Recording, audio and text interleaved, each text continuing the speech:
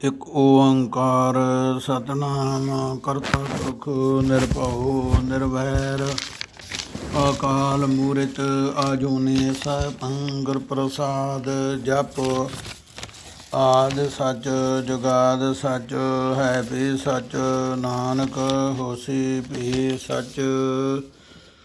ਵਾਹਿਗੁਰੂ ਵਾਹਿਗੁਰੂ ਵਾਹਿਗੁਰੂ ਵਾਹਿਗੁਰੂ ਵਾਹਿਗੁਰੂ। ਵਾਹਿਗੁਰੂ ਜੀ ਕਾ ਖਾਲਸਾ ਵਾਹਿਗੁਰੂ ਜੀ ਕੀ ਫਤਿਹ। ਸਨਮਾਨਯੋਗ ਸਾਧ ਸੰਗਤ ਜੀ, ਅੱਜ ਆਪ ਜੀ ਦੇ ਨਾਲ ਭਗਤ ਕਬੀਰ ਜੀ ਦੇ ਮਹਾਨ ਜੀਵਨ ਦੇ ਵਿੱਚੋਂ ਕੁਝ ਵਿਚਾਰ ਸਾਂਝੇ ਕਰਨ ਦੀ ਕੋਸ਼ਿਸ਼ ਕੀਤੀ ਜਾ ਰਹੀ ਹੈ। ਉਚਾਰਨ ਕਰੀਏ। ਗੁਰੂ ਕਿਰਪਾ ਕਰਨ। ਸਤਿਨਾਮ ਸ੍ਰੀ ਵਾਹਿਗੁਰੂ ਸਾਹਿਬ ਜੀ। ਸਤਿਨਾਮ ਸ੍ਰੀ ਵਾਹਿਗੁਰੂ ਸਾਹਿਬ ਜੀ। ਗੁਰੂ ਪਿਆਰੀ ਸਾਧ ਸੰਗਤ, ਆਪ ਭਲੀ ਪ੍ਰਕਾਰ ਜਾਣਦੇ ਹੋ, ਭਾਰਤ ਦੇਸ਼ ਦੀ ਜੋ ਧਰਤੀ ਹੈ, ਸੋ ਭਾਰਤ ਦੇਸ਼ ਅੰਦਰ ਮਹਾਨ ਸੰਤ ਭਗਤ ਅਵਤਾਰ ਅਤੇ ਗੁਰੂ ਪ੍ਰਗਟ ਹੋਏ ਹਨ। ਇਹਨਾਂ ਵਿੱਚੋਂ ਇੱਕ ਅਜਿਹੇ ਮਹਾਨ ਸੰਤ ਦੀ ਗਾਥਾ ਵਿੱਚੋਂ ਕੁਝ ਕੁ ਵਿਚਾਰ ਆਪ ਦੇ ਨਾਲ ਸਾਂਝੀ ਕਰਨ ਦਾ ਨਿਮਾਣਾ ਯਤਨ ਕੀਤਾ ਜਾ ਰਿਹਾ ਹੈ, ਜਿਨ੍ਹਾਂ ਦੇ ਜੀਵਨ ਬਾਰੇ ਅਨੇਕ ਤਰ੍ਹਾਂ ਦੀਆਂ ਵੱਖ-ਵੱਖ ਰਾਵਾਂ ਮਿਲਦੀਆਂ ਹਨ। ਮਹਾਨ ਵਿਦਵਾਨਾਂ ਅਤੇ ਮਹਾਂਪੁਰਖਾਂ ਵੱਲੋਂ ਜੋ ਸਪਸ਼ਟੀਕਰਨ ਮਿਲਿਆ ਹੈ, ਉਸ ਪ੍ਰਕਾਰ ਬੇਨਤੀ ਹੈ ਕਿ ਭਾਰਤ ਦੀ ਬਨਾਰਸ ਧਰਤੀ ਵਿੱਚ ਜੇਠ ਦੀ ਪੂਰਨਮਾਸ਼ੀ 1398 ਈਸਵੀ ਮੁਤਾਬਕ 1455 ਬਿਕਰਮੀ ਨੂੰ ਕਬੀਰ ਜੀ ਦਾ ਜਨਮ ਹੋਇਆ। ਇਹਨਾਂ ਦੇ ਮਾਤਾ ਪਿਤਾ ਜਲਾਹਾ ਜਾਤੀ ਨਾਲ ਸੰਬੰਧ ਰੱਖਦੇ ਸਨ। ਜੋ ਇਹਨਾਂ ਦੇ ਪਿਤਾ ਦਾ ਨਾਂ ਨੀਰੂ ਅਲੀ ਅਤੇ ਮਾਤਾ ਦਾ ਨਾਂ ਨੀਮਾ ਕਿਹਾ ਜਾਂਦਾ ਹੈ। ਇਹਨਾਂ ਦਾ ਕੱਪੜੇ ਬੁਣਨ ਦਾ ਕਿੱਤਾ ਸੀ। ਇਹ ਖੁਦਾ ਦੇ ਪਿਆਰੇ ਧਰਮ ਦੀ ਕਿਰਤ ਕਰਨ ਵਾਲੇ ਸਨ। ਕਬੀਰ ਅਰਬੀ ਭਾਸ਼ਾ ਦਾ ਸ਼ਬਦ ਹੈ, ਜੋ ਅਲ ਕਬੀਰ ਕਰਕੇ ਕਿਹਾ ਜਾਂਦਾ ਹੈ, ਜਿਸ ਦਾ ਅਰਥ ਹੈ ਮਹਾਨ, ਵੱਡਾ। ਤੇ ਮਿਲੀ ਖੋਜ ਅਨੁਸਾਰ ਨੀਰੂ ਜੀ ਨੇ ਮੁਸਲਮਾਨੀ ਰਵਾਇਤ ਅਨੁਸਾਰ ਕਾਜੀ ਨੂੰ ਬੁਲਾਇਆ ਤੇ ਕਿਹਾ, ਕੁਰਾਨ ਖੋਲ੍ਹੋ, ਇਸ ਬੱਚੇ ਦਾ ਨਾਮ ਰੱਖੋ। ਉਸ ਸਮੇਂ ਕਬੀਰ ਨਾਮ ਲੱਭਾ। ਕੁਰਾਨ ਦੇ ਵਿੱਚੋਂ ਖੋਲ੍ਹਣ ਕਰਕੇ ਕਾਜੀ ਸੋਚਾਂ ਦੀ ਘੁੰਮਣ ਘੇਰੀ ਵਿੱਚ ਪੈ ਗਿਆ। ਜਲਾਹਾ ਜਾਤੀ ਦੇ ਗਰੀਬ ਬੱਚੇ ਦਾ ਨਾਮ ਏਡਾ ਵੱਡਾ ਰੱਖਣ 'ਤੇ ਚਰਚਾ ਹੋਵੇਗੀ, ਕਿਉਂਕਿ ਕਬੀਰ ਦਾ ਸ਼ਬਦ ਉੱਚੇ ਦਰਜੇ ਦਾ ਹੈ। ਉੱਚਾ ਦਰਜਾ ਖੁਦਾ ਦਾ ਹੈ। ਇਸ ਕਾਰਨ 5-6 ਕਾਜੀ ਇਕੱਠੇ ਹੋ ਗਏ। ਵਿਚਾਰ ਕਰਦਿਆਂ ਸਭ ਨੇ ਯਤਨ ਕੀਤਾ ਬਾਰ-ਬਾਰ ਕਿ ਕੋਈ ਹੋਰ ਨਾ ਨਿਕਲ ਆਵੇ, ਪਰ ਨਾਮ ਉਹ ਮਿਲੇ। ਉਹਨਾਂ ਕਿਹਾ ਕੁਰਾਨ ਬੰਦ ਕਰ ਦਈਏ। ਕੁਰਾਨ ਬੰਦ ਕਰ ਦਿੱਤੀ। ਉਹਨਾਂ ਸੋਚਿਆ ਐਡਾ ਵੱਡਾ ਨਾਮ ਗਰੀਬ ਜਲਾਹੇ ਦੇ ਬੱਚੇ ਦਾ ਨਹੀਂ ਹੋਣਾ ਚਾਹੀਦਾ। ਕੁਝ ਸਮੇਂ ਤੋਂ ਫਿਰ ਕੁਰਾਨ ਖੋਲ੍ਹੀ, ਫਿਰ ਵੱਡਾ ਸ਼ਬਦ ਨਿਕਲੇ। ਜਦੋਂ ਹੋਰ ਕੋਈ ਫੈਸਲਾ ਨਾ ਹੋਇਆ ਤਾਂ ਉਹਨਾਂ ਨੀਰੂ ਅਲੀ ਨੂੰ ਕਿਹਾ, ਬੱਚੇ ਨੂੰ ਮਾਰ ਦੇ। ਲਿਖਿਆ ਹੈ ਕਿ ਉਸ ਵੇਲੇ ਕਬੀਰ ਜੀ ਆਪਣੀ ਜ਼ੁਬਾਨੋਂ ਜੋ ਬਚਨ ਕਹੇ ਹਨ ਕਿ ਮੈਂ ਆਇਆ ਹੀ ਪਖੰਡ ਨੂੰ, ਕਰਮ ਕਾਂਡ ਨੂੰ ਦੂਰ ਕਰਨ ਲਈ ਹਾਂ। ਸਾਰੀ ਰਚਨਾ ਪ੍ਰਭੂ ਦੀ ਹੈ। ਸਭ ਦੇ ਵਿੱਚ ਉਹ ਵਸਦਾ ਹੈ। ਕਿਸੇ ਨਾਲ ਘਿਰਣਾ ਨਹੀਂ ਹੋਣੀ ਚਾਹੀਦੀ। ਇਸ ਤਰ੍ਹਾਂ ਦਾ ਹੈਰਾਨੀ ਵਾਲਾ ਕੌਤਕ ਵੇਖ ਕੇ ਸਾਰੇ ਚੁੱਪ ਹੋ ਗਏ। ਅਖੀਰ ਬੱਚੇ ਦਾ ਨਾਮ ਕਬੀਰ ਹੀ ਰੱਖਿਆ ਗਿਆ। ਕਬੀਰ ਦਾ ਅਰਥ ਇਹ ਵੀ ਹੈ, ਜਿਸ ਨੂੰ ਜ਼ੋਰ ਨਾਲ ਕੋਈ ਖਤਮ ਨਾ ਕਰ ਸਕੇ, ਉਹਦਾ ਭਾਵ ਹੈ ਕਬੀਰ। ਸੋ ਮਾਤਾ ਪਿਤਾ ਦੀ ਨਿਗਰਾਨੀ ਹੇਠ ਇਹਨਾਂ ਦਾ ਸਮਾਂ ਲੰਘਣ ਲੱਗਾ। ਸੰਸਾਰੀ ਵਿਦਿਆ ਪ੍ਰਾਪਤ ਕਰਨ ਲਈ ਇਹਨਾਂ ਨੂੰ ਕੋਈ ਅਧਿਕਾਰ ਨਹੀਂ ਸੀ। ਇਹਨਾਂ ਵਾਸਤੇ ਸਭ ਮਦਰਸੇ ਆਸ਼ਰਮ ਬੰਦ ਹੀ ਰਹੇ। ਇਹਨਾਂ ਪ੍ਰਭੂ ਭਗਤੀ ਵੱਲ ਧਿਆਨ ਰੱਖਿਆ, ਜਿਸ ਕਾਰਨ ਨਿਰਾਲਾ ਢੰਗ ਸੁੱਝਾ। ਵਿਚਾਰ ਕੀਤੀ ਕਿ ਰਾਮਾਨੰਦ ਜੀ ਬੜੇ ਉੱਚੀ ਅਵਸਥਾ ਵਾਲੇ ਹਨ। ਉਹ ਤੜਕੇ ਗੰਗਾ ਪਰ ਇਸ਼ਨਾਨ ਕਰਨ ਜਾਂਦੇ ਹਨ। ਇਹ ਸੋਚ ਕੇ ਇੱਕ ਸਮੇਂ ਪਹਿਲਾਂ ਵੱਡੇ ਤੜਕੇ ਉਸ ਰਸਤੇ ਵਿੱਚ ਜਾ ਕੇ ਲੰਮੇ ਪੈ ਗਏ ਜਿੱਧਰੋਂ ਰਾਮਾਨੰਦ ਜੀ ਲੰਘਦੇ ਸਨ। ਰੋਜ਼ ਵਾਂਗ ਜਦੋਂ ਹੁਣ ਉਹ ਇਸ਼ਨਾਨ ਲਈ ਆਏ, ਤੁਰੇ ਆਉਂਦਿਆਂ ਉਹਨਾਂ ਦਾ ਪੈਰ ਕਬੀਰ ਜੀ ਨੂੰ ਵੱਜਾ ਅਤੇ ਰਾਮਾਨੰਦ ਜੀ ਸੁਭਾਵਿਕ ਕਿਹਾ ਹਨੇਰਾ ਸੀ ਅਤੇ ਕਹਿਣ ਲੱਗੇ, ਅੰਮ੍ਰਿਤ ਵੇਲਾ ਹੈ, ਤੂੰ ਰਸਤੇ ਵਿੱਚ ਕੌਣ ਪਿਆ ਹੈ? ਰਾਮ ਕੇ ਪਿਆਰੇ ਰਾਮ ਰਾਮ ਕਹੋ। ਸੋ ਇਸ ਪ੍ਰਕਾਰ ਕਬੀਰ ਜੀ ਦੀ ਆਸ ਪੂਰਨ ਹੋ ਗਈ। ਉਹਨਾਂ ਉਹ ਉਪਦੇਸ਼ ਸੱਚਾ ਜਾਣ ਕੇ ਦ੍ਰਿੜ ਕਰ ਲਿਆ, ਜਿਸ ਦਾ ਫਲਾਦੇਸ਼ ਬਹੁਤ ਵੱਡੀ ਅਵਸਥਾ ਪ੍ਰਾਪਤ ਕਰ ਲਈ। ਇੱਥੇ ਸਾਡੇ ਵਾਸਤੇ ਵਿਚਾਰ ਹੈ, ਅਸੀਂ ਸੋਚੀਏ ਕਿ ਕਿੰਨੇ ਬਚਨ ਸੁਣ ਕੇ ਇੱਕ ਵੀ ਦ੍ਰਿੜ ਨਹੀਂ ਕਰਦੇ, ਕਿੰਨੀ ਜ਼ਿੰਦਗੀ ਵਿਅਰਥ ਗਵਾ ਲੈਂਦੇ ਹਾਂ। ਉਹਨਾਂ ਇੱਕੋ ਵਾਰ ਕਹਿਣ 'ਤੇ ਉਸ ਦਾਤ ਨੂੰ ਹਿਰਦੇ ਵਿੱਚ ਵਸਾ ਲਿਆ। ਹੁਣ ਕਬੀਰ ਜੀ ਤਾਂ ਆਪਣੀ ਮੌਜ ਵਿੱਚ ਹਰ ਸਮੇਂ ਰਾਮ ਨਾਮ ਦਾ ਆਨੰਦ ਮਾਣਦੇ ਹਨ, ਪਰ ਹਿੰਦੂ ਮੁਸਲਮਾਨਾਂ ਦੋਹਾਂ ਨੂੰ ਈਰਖਾ ਹੋ ਗਈ। ਕਾਜੀ ਮੁੱਲਾ ਕਹਿਣ, ਇਹ ਮੁਸਲਮਾਨ ਹੋ ਕੇ ਕਾਫਰਾਂ ਵਾਲਾ ਨਾਮ ਜਪਦਾ ਹੈ। ਪੰਡਤ ਕਹਿਣ, ਇਹ ਨੀਵੀਂ ਜਾਤ ਵਿੱਚ ਰਾਮ ਨਾਮ ਨੇ ਜਪ ਨਹੀਂ ਸਕਦਾ। ਸੋ ਦੋਵੇਂ ਧਿਰਾਂ, ਜੋ ਪੰਡਤ ਅਤੇ ਕਾਜੀ ਆਦਿਕ, ਇਹ ਵਿਰੋਧ ਇਹਨਾਂ ਦਾ ਵਧਣ ਲੱਗਾ। ਕਬੀਰ ਜੀ ਤਤਵੇਤਾ ਮਹਾਤਮਾ ਫਕੀਰਾਂ ਮਹਾਂਪੁਰਖਾਂ ਦੀ ਸੰਗਤ ਕਰਕੇ ਹੋਰ ਗਿਆਨ ਪ੍ਰਭੂ ਭਗਤੀ ਦੇ ਭੰਡਾਰੇ ਪ੍ਰਾਪਤ ਕਰਨ ਲੱਗੇ। ਫਿਰ ਪੰਡਤ ਕਹਿਣ ਲੱਗੇ, ਜੇ ਤੂੰ ਰਾਮ ਨਾਮ ਜਪਦਾ ਹੈ ਤਾਂ ਹਿੰਦੂ ਬਣਨ ਲਈ ਜਨੇਊ ਪਾਉਣਾ ਕਰ। ਕਬੀਰ ਜੀ ਨੇ ਕਿਹਾ, ਮੈਨੂੰ ਦੱਸੋ ਜਨੇਊ ਕਿਵੇਂ ਤਿਆਰ ਹੁੰਦਾ ਹੈ? ਉਹਨਾਂ ਕਿਹਾ, ਗਾਇਤਰੀ ਮੰਤਰ ਆਦਿ ਪੜ੍ਹ ਕੇ ਸੂਤ ਦੇ ਧਾਗੇ ਤੋਂ ਜਨੇਊ ਬਣਦਾ ਹੈ। ਕਬੀਰ ਜੀ ਕਿਹਾ, ਜਿਹੜੇ ਗੋਬਿੰਦ ਭਗਵਾਨ ਦੀ ਮਹਿਮਾ ਗਾਇਤਰੀ ਵਿੱਚ ਹੈ, ਉਹ ਮੇਰੇ ਅੰਦਰ ਵਸਦਾ ਹੈ ਅਤੇ ਸੂਤ ਵੀ ਘਰ ਵਿੱਚ ਬਹੁਤ ਪਿਆ ਹੈ। ਮੈਂ ਤੁਹਾਡੇ ਵਾਂਗ ਵਿਖਾਵੇ ਵਿੱਚ ਨਹੀਂ ਆਉਣਾ ਚਾਹੁੰਦਾ। ਜਦੋਂ ਕਾਜ਼ੀਆਂ ਸੋਚਿਆ ਜਨੇਊ ਨਹੀਂ ਪਾਇਆ ਤਾਂ ਉਹਨਾਂ ਆਖਿਆ, ਤੂੰ ਇਸਲਾਮ ਨੂੰ ਮੰਨਦਾ ਹੈ ਤਾਂ ਸੁਨਤ ਕਰਾਉਣੀ ਜ਼ਰੂਰੀ ਹੈ, ਜੇ ਤੂੰ ਜਨੇਊ ਨਹੀਂ ਪਾਉਣਾ। ਕਬੀਰ ਜੀ ਕਿਹਾ, ਤੁਹਾਡੀ ਗੱਲ ਮੈਂ ਨਹੀਂ ਮੰਨਦਾ। ਜੇ ਖੁਦਾ ਨੂੰ ਮਨਜ਼ੂਰ ਹੋਵੇ ਤਾਂ ਆਪੇ ਹੀ ਇਸ ਤਰਫੋਂ ਰੋਕ ਲਏਗਾ। ਇਸਤਰੀ ਮਰਦ ਦੀ ਅਰਧੰਗੀ ਹੈ, ਉਹਦੀ ਸੁਨਤ ਨਾ ਹੋਈ ਤਾਂ ਮਨੁੱਖ ਫਿਰ ਹਿੰਦੂ ਹੀ ਰਿਹਾ। ਇਹਨਾਂ ਦੋਵਾਂ ਪੱਖਾਂ ਤੋਂ ਕਬੀਰ ਨਿਰਾਲਾ ਮਾਰਗ ਜਦੋਂ ਕਿਹਾ ਤਾਂ ਦੋਵੇਂ ਧਿਰਾਂ ਉਸ ਦਾ ਸਦਾ ਵਿਰੋਧ ਕਰਦੀਆਂ ਰਹੀਆਂ। ਕਬੀਰ ਜੀ ਸੱਚੀ ਭਗਤੀ ਕਾਰਨ ਰੂਹਾਨੀ ਮਾਰਗ ਦੇ ਸਫ਼ਰ ਵਿੱਚ ਵੱਧਦੇ, ਸਹੀ ਮੰਜ਼ਿਲ ਪਰ ਪ੍ਰਸੰਨ ਰਹਿੰਦੇ। ਉਹਨਾਂ ਦਾ ਦਿਨੋਂ ਦਿਨ ਪ੍ਰਤਾਪ ਦੂਣਾ ਚੌਣਾ ਵੱਧਦਾ ਜਾਵੇ। ਪ੍ਰੇਮ ਭਾਵ ਵਾਲਿਆਂ ਨੂੰ ਕਬੀਰ ਜੀ ਦੀ ਸੰਗਤ ਚੰਗੀ ਲੱਗਣ ਲੱਗੀ।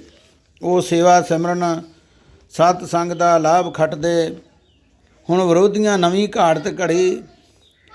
ਰਾਮਾਨੰਦ ਜੀ ਨੂੰ ਕਿਹਾ, ਤੁਸੀਂ ਜ਼ਿਲ੍ਹੇ ਨੀਰੂ ਦੇ ਬੱਚੇ ਨੂੰ, ਨੀਚ ਜਾਤੀ ਵਾਲਿਆਂ ਨੂੰ ਗੁਰਦੀਖਿਆ ਕਿਉਂ ਦਿੱਤੀ ਹੈ? ਅਤੇ ਰਾਮਾਨੰਦ ਜੀ ਕਿਹਾ, ਮੈਂ ਉਹਨੂੰ ਚੇਲਾ ਬਣਾਇਆ ਨਹੀਂ। ਅਤੇ ਫਿਰ ਜਦੋਂ ਬੁਲਾਇਆ ਕਬੀਰ ਜੀ ਨੂੰ ਪੁੱਛਿਆ, ਉਹਨਾਂ ਕਿਹਾ, ਜਦੋਂ ਗੰਗਾ ਕੰਢੇ ਆਪ ਜੀ ਕਿਹਾ ਰਾਮ ਕੇ ਰਾਮ ਕਹੋ, ਮੈਂ ਉਹੀ ਉਪਦੇਸ਼ ਦ੍ਰਿੜ ਕੀਤਾ ਹੈ। ਉਹਦੀ ਸ਼ੁੱਧ ਬਿਰਤੀ ਕਰਨੀ ਵੇਖ ਕੇ ਰਾਮਾਨੰਦ ਜੀ ਨੇ ਕਬੀਰ ਜੀ ਨੂੰ ਗਲ ਨਾਲ ਲਾ ਲਿਆ। ਨਿੰਦਕਾਂ ਪੱਲੇ ਬਦਨਾਮੀ ਪਈ। ਸੋ ਇਸ ਪ੍ਰਕਾਰ ਫਿਰ ਨਿੰਦਕ ਭਗਤ ਜੀ ਦੀ ਸ਼ੋਭਾ ਜਰ ਨਾ ਸਕੇ। ਉਹਨਾਂ ਦੂਰ ਦਰੇਡੇ ਤੱਕ ਝੂਠੀਆਂ ਚਿੱਠੀਆਂ, ਸੱਦਾ ਪੱਤਰ ਭੇਜ ਦਿੱਤੇ। ਜੋ ਲਿਖਿਆ ਗਿਆ, ਕਬੀਰ ਬਹੁਤ ਵੱਡਾ ਬ੍ਰਹਮ ਭੋਜ ਕਰਨਾ ਹੈ, ਫਲਾਣੇ ਦਿਨ ਸਾਰੇ ਆ ਕੇ ਲਾਹਾ ਪ੍ਰਾਪਤ ਕਰੋ। ਉੱਥੇ ਸੋਨੇ ਦੀਆਂ ਮੋਹਰਾਂ, ਬਰਤਨ ਆਦਿ ਬਹੁਤ ਕੁਝ ਵੰਡਿਆ ਜਾਣਾ ਹੈ। ਇਹ ਸੁਣ ਕੇ ਦੱਸੇ ਸਮੇਂ ਪਰ ਬੇਅੰਤ ਸੰਗਤ ਵੀਰਾਂ ਘੱਤ ਕੇ ਤੁਰੀ ਆਵੇ। ਵਿਰੋਧੀਆਂ ਸੋਚਿਆ, ਕਬੀਰ ਦੇ ਘਰ ਕੁਝ ਵੀ ਨਹੀਂ, ਗਰੀਬੀ ਹੈ, ਕਿੱਥੋਂ ਖਵਾਵੇਗਾ, ਹੁਣ ਆਪੇ ਭੰਡੀ ਹੋਵੇਗੀ। ਉਧਰ ਕਬੀਰ ਜੀ ਬੇਫਿਕਰ ਪ੍ਰਭੂ ਪਿਆਰ ਵਿੱਚ ਜੁੜੇ ਹਨ। ਪਰਮੇਸ਼ਰ ਨੇ ਭਗਤ ਦੀ ਪੈਜ ਰੱਖਣ ਲਈ ਉਹਦਾ ਰੂਪ ਧਾਰਿਆ। ਕੁਝ ਹੋਰ ਗੁਪਤ ਰੂਹਾਂ ਸੇਵਕਾਂ ਦਾ ਰੂਪ ਧਾਰ ਕੇ ਭੰਡਾਰੇ ਵਰਤਾਉਣ ਲੱਗ ਪਏ।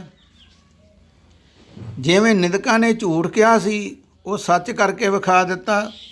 ਸੋਨੇ ਦੀਆਂ ਮੋਹਰਾਂ, ਬਰਤਨ ਆਦਿ ਸਭ ਨੂੰ ਵੰਡੀ ਜਾਣ। ਇਹ ਕੁਝ ਲੈ ਲੈ ਕੇ ਸੰਗਤਾਂ ਤੁਰੀਆਂ ਜਾਣ ਤੇ ਕਹਿੰਦੀਆਂ ਜਾਣ, ਧੰਨ ਕਬੀਰ, ਜਿਨ੍ਹੇ ਏਡਾ ਵੱਡਾ ਜਗ ਦਾਨ ਕੀਤਾ ਹੈ। ਤੇ ਕਬੀਰ ਜੀ ਜਗ ਸਥਾਨ ਤੋਂ ਕੁਝ ਪਾਸੇ ਸਨ। ਜਦੋਂ ਉਹਨਾਂ ਸੰਗਤਾਂ ਕੋਲੋਂ ਧੰਨ ਕਬੀਰ ਨਾਂ ਦੀ ਸੋਭਾ ਸੁਣੀ ਤੇ ਜਾਣ ਗਏ ਕਿ ਮੈਂ ਕੁਝ ਨਹੀਂ ਕੀਤਾ।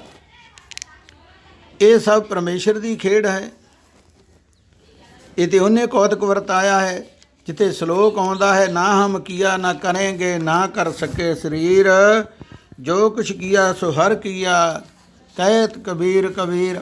ਉਹਨਾਂ ਕਿਹਾ ਪਰਮੇਸ਼ਰ ਨੇ ਆਪ ਹੀ ਸਭ ਕੁਝ ਕੀਤਾ ਹੈ। ਤੇ ਇਸ ਪ੍ਰਕਾਰ ਉਹਦੀ ਉੱਥੇ ਪੈਜ ਪਰਮੇਸ਼ਰ ਨੇ ਰੱਖੀ। ਤੇ ਸਿਕੰਦਰ ਲੋਧੀ ਦੀ ਹਕੂਮਤ ਹੋਣ ਕਰਕੇ ਉਹਦੇ ਕੋਲ ਸਾਖਤਾਂ ਨੇ ਝੂਠੀਆਂ ਤੋਹਮਤਾਂ ਲਾ ਕੇ ਕਬੀਰ ਜੀ 'ਤੇ ਬਹੁਤ ਸਖਤ ਸਜ਼ਾਵਾਂ ਦੇਣ ਦਾ ਢੰਗ ਵਰਤਿਆ। ਅਖੀਰ ਕਬੀਰ ਜੀ ਦਾ ਵਾਲ ਵਿੰਗਾ ਨਾ ਹੋਇਆ। ਹਰ ਥਾਂ 'ਤੇ ਕਬੀਰ ਜੀ ਦੀ ਪਰਮੇਸ਼ਰ ਨੇ ਰੱਖਿਆ ਕੀਤੀ। ਜਿਵੇਂ ਕਿ ਹਾਥੀ ਦੇ ਗਾੜੀ ਸੁੱਟਿਆ ਗਿਆ, ਜਿਵੇਂ ਪੰਡ ਬੰਨ੍ਹ ਲਈਦੀ ਹੈ, ਗੰਢੀ ਬੰਨ੍ਹ ਕੇ ਹਾਥੀ ਪੁਕਾਰਾਂ ਕਰਦਾ, ਨਮਸਕਾਰਾਂ ਕਰਦਾ, ਪਿੱਛੇ ਹੋ ਗਿਆ। ਜੰਜੀਰਾਂ ਨਾਲ ਬੰਨ੍ਹ ਕੇ ਇਹਨੂੰ ਨਦੀ ਵਿੱਚ ਰੋੜਿਆ ਗਿਆ, ਜੰਜੀਰਾਂ ਵੀ ਟੁੱਟ ਗਈਆਂ।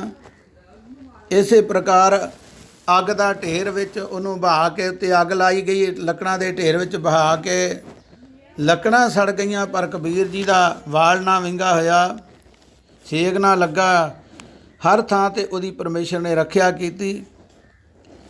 ਤੇ ਇਸ ਕਰਕੇ ਜਦੋਂ ਹੁਣ ਇੱਥੇ ਵੀ ਇਹਨਾਂ ਦੀ ਨਾ ਚੱਲੀ ਕੋਈ ਗੱਲ, ਜਦੋਂ ਕਿਸੇ ਬੰਦੇ ਦੀ ਕੋਈ ਪਹੁੰਚ ਨਾ ਹੋਵੇ ਕਿਸੇ ਨਾਲ ਮੁਕਾਬਲਾ ਕਰਨ ਦੀ ਹੋਰ ਕਿਸੇ ਤਰੀਕੇ ਨਾਲ, ਉਹ ਕਹਿੰਦਾ ਇਹਦੀ ਬਦਨਾਮੀ ਕਰੋ, ਇਹਦੀ ਨਿੰਦਿਆ ਕਰਨੀ ਸ਼ੁਰੂ ਕਰ ਦਿਓ, ਕਿਉਂਕਿ ਹੋਰ ਉਹ ਕੋਈ ਤਰੀਕਾ ਵਰਤ ਨਹੀਂ ਸਕਦਾ, ਉਹਦੇ ਕੋਲ ਤਾਕਤ ਨਹੀਂ ਹੁੰਦੀ। ਤੇ ਕਮਜ਼ੋਰ ਬੰਦਾ ਫਿਰ ਨਿੰਦਿਆ ਸ਼ੁਰੂ ਕਰ ਦਿੰਦਾ ਹੈ। ਐਸੀ ਘਿਰਣਾ ਵਾਲਿਆਂ ਹੀ ਗੱਲ ਪ੍ਰਚਲਿਤ ਕਰ ਦਿੱਤੀ ਕਿ ਨਾ ਇਹ ਜਨੇਊ ਪਾਵੇ ਨਾ ਸੁੰਤ ਕਰਾਵੇ। ਜੋ ਦੋਹਾਂ ਧਰਮਾਂ ਦੇ ਲੋਕ ਪਿਤਾ ਪੁਰਖੀ ਰੀਤ ਕਰਦੇ, ਇਹ ਕਿਸੇ ਪਾਸੇ ਨਹੀਂ ਜੁੜਦਾ। ਹੁਣ ਇਹਦੀ ਬਦਨਾਮੀ ਕਰੋ, ਇਹਦਾ ਪਿਓ ਕੋਈ ਨਹੀਂ, ਤਾਂ ਹੀ ਬਾਪ ਵਾਲੀ ਰੀਤ ਤੋਂ ਮੁਨਕਰ ਹੈ। ਜਿਹਦਾ ਕੋਈ ਸੱਚਾ ਪਿਓ ਹੁੰਦਾ ਇੱਕ, ਤਾਂ ਉਹਦੇ ਵਾਲੀ ਰੀਤ ਕਰਦਾ। ਇਸ ਪ੍ਰਕਾਰ ਕਾਜੀ ਮੁੱਲਾਂ ਦੇ ਜ਼ੋਰ ਕਰਕੇ ਉਹਨਾਂ ਇਹ ਗੱਲ ਜਿਹੜੀ ਸੀ ਪੰਡਤਾਂ ਨਾਲ ਰਲਾ ਕੇ ਚਲਾ ਦਿੱਤੀ। ਹੈ ਵੀ ਇਹ ਕਹਿੰਦੇ ਵਿਧਵਾ ਬ੍ਰਾਹਮਣੀ ਦਾ ਲੜਕਾ ਹੈ। ਕਾਜੀ ਬਾਹਮਣਾ ਦੇ ਹੱਥ ਮੁਖਤਾਰੀ ਹੋਣ ਕਰਕੇ ਡਰਦੇ ਸਭ ਲੋਕ, ਕੋਈ ਸੱਚੀ ਗੱਲ ਨਹੀਂ ਸੀ ਕਹਿੰਦਾ। ਤੇ ਇਸੇ ਕਾਰਨ ਬਹੁਤ ਲਿਖਾਰੀ ਲਿਖਣ ਲੱਗੇ, ਇਹ ਲਹਿਰੀ ਤਲਾਅ ਕੋਲੋਂ ਨੀਰੂ ਜਲਾਏ ਨੂੰ ਬੱਚਾ ਮਿਲਿਆ, ਪਰ ਸਿਆਣੇ ਪੁਰਖਾਂ ਤੋਂ ਪਤਾ ਲੱਗਾ ਏਡੀ ਵੱਡੀ ਸ਼ਕਤੀ ਦਾ ਮਾਲਕ ਇਹਦਾ ਜਨਮ ਠੀਕ ਉਹ ਨੀਰੂ ਅਲੀ ਜਲਾਏ ਦੇ ਘਰ ਮਾਤਾ ਨੀਮਾ ਜੀ ਦੇ ਪੇਟੋਂ ਹੋਇਆ ਹੈ। ਇਹ ਸਹੀ ਵਿਚਾਰ ਨਹੀਂ ਜੋ ਲੋਕਾਂ ਨੇ ਪ੍ਰਚਲਿਤ ਕਰ ਦਿੱਤੀ ਆਮ ਕਰਕੇ। ਗੁਰਬਾਣੀ ਵਿੱਚ ਕਬੀਰ ਜੀ ਦੇ ਅਨੇਕ ਬਚਨ ਹਨ। ਵੇਰਵੇ ਅਨੁਸਾਰ 17 ਰਾਗਾਂ ਵਿੱਚ ਸ਼ਬਦ, 243 ਸ਼ਲੋਕ ਆਦਿ, ਕੁੱਲ ਗਿਣਤੀ 534 ਦੇ ਕਰੀਬ ਬਣਦੀ ਹੈ। ਤੇ ਕਬੀਰ ਜੀ ਭਗਤਾਂ ਦੀ ਬਾਣੀ ਵਿੱਚੋਂ ਇਹਨਾਂ ਦਾ ਸ਼੍ਰੋਮਣੀ ਦਰਜਾ ਮੰਨਿਆ ਜਾਂਦਾ ਹੈ। ਕਬੀਰ ਜੀ ਆਪ ਵੀ ਕੱਪੜਾ ਬਣਾਉਣ ਦਾ ਕੰਮ ਕਰਦੇ ਰਹੇ, ਕਿੱਤਾ ਕਰਦੇ ਰਹੇ। ਉਹਦੀ ਕੀਤੀ ਹੋਈ ਕਿਰਤ ਵਿੱਚੋਂ, ਕਮਾਈ ਵਿੱਚੋਂ ਆਪਣੇ ਪਰਿਵਾਰ 'ਤੇ ਆਏ ਸੰਤ ਸੰਗਤ ਦੀ ਸੇਵਾ ਕੀਤੀ। ਸੋ ਆਪ ਜੀ ਦੇ ਘਰੋਂ ਸਤਿਕਾਰਯੋਗ ਮਾਤਾ ਲੋਈ ਜੀ ਹੋਏ ਹਨ, ਜਿਨ੍ਹਾਂ ਦੇ ਘਰ ਪੁੱਤਰ ਕਮਾਲਾ ਜੀ ਅਤੇ ਪੁੱਤਰੀ ਕਮਾਲੀ ਨਾਮ ਵਾਲੇ ਪੈਦਾ ਹੋਏ ਹਨ।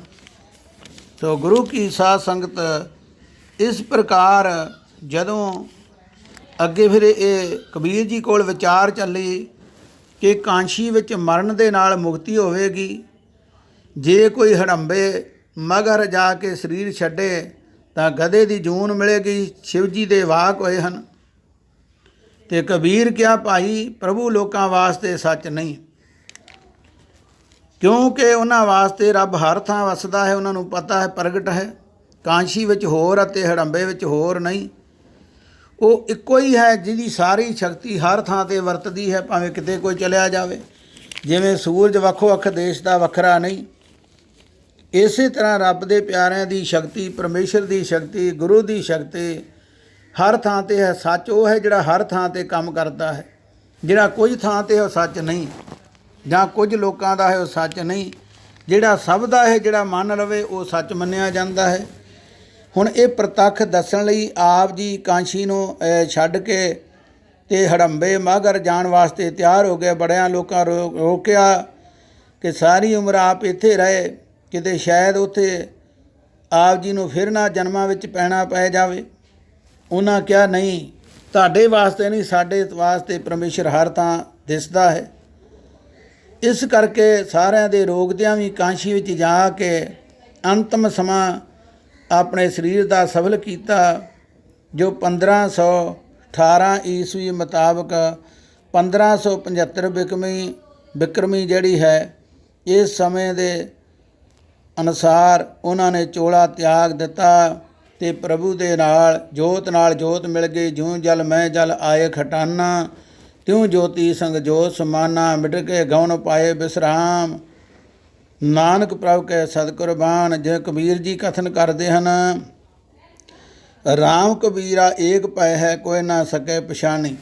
ਭਾਵ ਪਰਮੇਸ਼ਰ ਤੇ ਕਬੀਰ ਦੇ ਵਿੱਚ ਕੋਈ ਫਰਕ ਨਹੀਂ ਰਹਿ ਗਿਆ, ਉਹਦੇ ਨਾਲ ਇੱਕਮਿਕ ਹੋ ਗਏ। ਸੋ ਗੁਰੂ ਕੀ ਸਾਧ ਸੰਗਤ ਉਹਨਾਂ ਦਾ ਮਹਾਨ ਜੀਵਨ ਹੈ, ਮਹਾਨ ਕਰਨੀ ਹੈ। ਉਹਦੇ ਵਿੱਚੋਂ ਕੋਈ ਨਮੂਨੇ ਮਾਤਰ ਹੀ ਆਪ ਜੀ ਦੇ ਨਾਲ ਉਹਨਾਂ ਦੇ ਪ੍ਰਗਟ ਹੋਣ ਦੇ ਦਿਹਾੜੇ ਨੂੰ ਮੁੱਖ ਰੱਖ ਕੇ ਤੇ ਇਹ ਜਿਹੜੀ ਵਿਚਾਰ ਆਪ ਜੀ ਦੇ ਨਾਲ ਸਾਂਝੀ ਕਰਨ ਦਾ ਯਤਨ ਕੀਤਾ ਗਿਆ ਹੈ। ਇੰਨੇ ਸਮੇਂ 'ਚ ਇੰਨਾ ਕੁਝ ਕਹਿੰਦਿਆਂ ਹੋਇਆਂ ਇਸ ਮੂਰਖ ਅਣਜਾਣ ਜੀਵ ਕੋਲੋਂ ਬੇਅੰਤ ਭੁੱਲਾਂ ਹੋਈਆਂ। ਇਹਦੇ ਵਿੱਚ ਜਿਵੇਂ ਕੋਈ ਸਿਆਣੇ ਵਿਦਵਾਨਾਂ ਕੋਲੋਂ, ਜਿਵੇਂ ਸੰਤ ਸਿੰਘ ਜੀ ਮਸਕੀਨ ਆਦਿਕ ਕੁਝ ਹੋਰ ਪੁਸਤਕਾਂ ਵਿੱਚ ਹਵਾਲੇ ਮਿਲੇ, ਉਹਦੇ ਅਨੁਸਾਰ ਆਪ ਜੀ ਦੇ ਨਾਲ ਵਿਚਾਰ ਕੀਤੀ ਗਈ ਹੈ। ਹੋਈਆਂ ਭੁੱਲਾਂ ਚੁੱਕਾਂ ਦੀ ਖਿਮਾ, ਕਿਉਂਕਿ ਇਹ ਜਿਹੜਾ ਮੂਰਖ ਅਣਜਾਣ ਜੀਵ ਕੋਈ ਵਿਦਵਾਨ ਨਹੀਂ, ਕੋਈ ਗਿਆਨੀ ਨਹੀਂ। ਇਸ ਕਰਕੇ ਮਹਾਰਾਜ ਕਿਰਪਾ ਕਰੇ, ਗੁਰੂ ਕੀ ਸੰਗਤ ਸਤਿਗੁਰੂ ਬਖਸ਼ਣ ਜੋਗ ਹੋ। ਬਖਸ਼ ਲੈਣਾ ਔਗਣਾ ਨੂੰ ਨਾਚ ਤਾਰਨਾ, ਕਿਤੋਂ ਸੋਝੀ ਬਖਸ਼ਣੀ। ਧਰਮ ਦਾ ਪੰਥਾ ਵਾਧਾ ਹੋਵੇ, ਏਕਤਾ ਹੋਵੇ ਸਤਿਗੁਰੂ ਜੀ। ਸੰਗਤਾਂ ਦੇ ਅੰਗ ਸੰਗ ਸਹਾਇਤਾ ਕਰਨਾ, ਭੁੱਲਾਂ ਚੁੱਕਾਂ ਦੀ ਦੁਬਾਰਾ ਖਿਮਾ। ਨਾਨਕ ਨਾਮ ਚੜ੍ਹਦੀ ਕਲਾ, ਤੇਰੇ ਭਾਣੇ ਸਰਬੱਤ ਦਾ ਭਲਾ। ਜੋ ਬੋਲੇ ਸੋ ਨਿਹਾਲ। ਸਤਿ ਸ੍ਰੀ ਅਕਾਲ। ਵਾਹਿਗੁਰੂ ਜੀ ਕਾ ਖਾਲਸਾ, ਵਾਹਿਗੁਰੂ ਜੀ ਕੀ ਫਤਿਹ।